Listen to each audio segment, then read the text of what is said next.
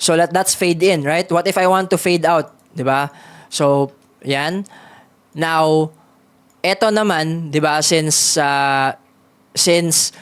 gusto mo munang mag ano muna, like if you want na mag makikita mo na yung logo for few frames, at hindi siya agad mag-fade out kasi ito yan eh, 'di ba? This is your point A tsaka point B, right?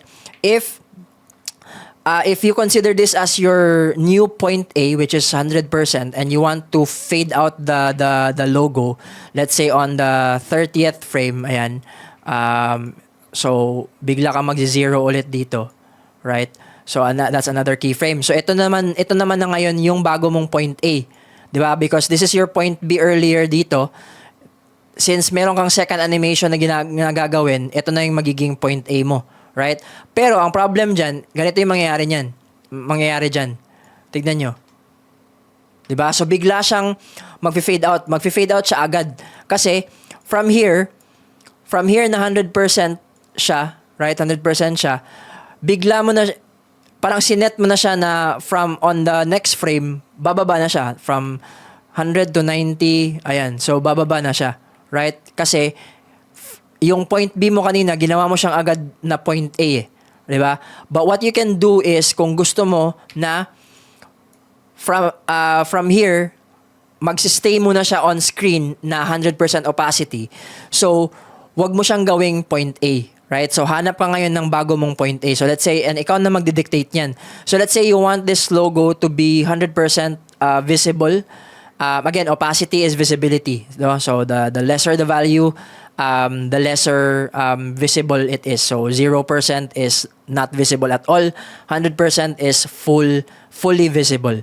So let's say I want this logo to still be here for 10 frames, 'di ba? So I will drag my playhead on the 30th frame, so on the 10 frames forward. So that's just 1 2 3 4 5 6 7 8 9 10. And within this distance, walang mangyayari diyan. 'Di ba? Kung gusto mo na ganito lang siya, walang mangyayari, then wag mong galawin 'yan. So this is now gonna be your new point A. Okay? So add ka ngayon ng keyframe diyan. Ayan. So technically, you now have two animations, no? This is your first animation, which is your point A, point B, and then meron kang second animation, which is your point A. And ito yung idle state niya na magsistay muna siya ng ganyan. O, 'di ba? Walang nangyayari diyan, 'di ba?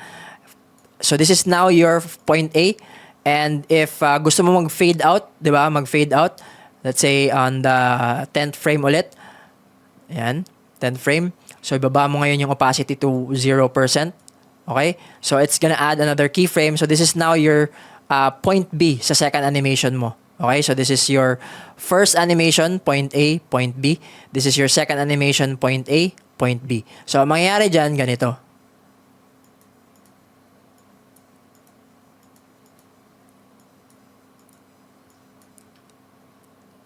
Yan, di ba? So, nagstay muna siya. Right? Nagstay muna siya at 100% for 10 frames bago siya nag-start mag-fade out here from 100% to 90 to 80 to 70, 60, 50, 40, 30, 20, 10, and 0. Gets? Okay. So that's the opacity naman. So again, ang bago niyo natutunan dito is pwede kayong mag-dictate talaga kung anong pwedeng mangyari within that object. 'Di ba? Dito nagkaroon tayo ng chance to let the object stay as is, no? From this point to this point without doing anything, para kumbaga you just want to show the logo, 'di ba? At saka mo siya ipapa-fade out.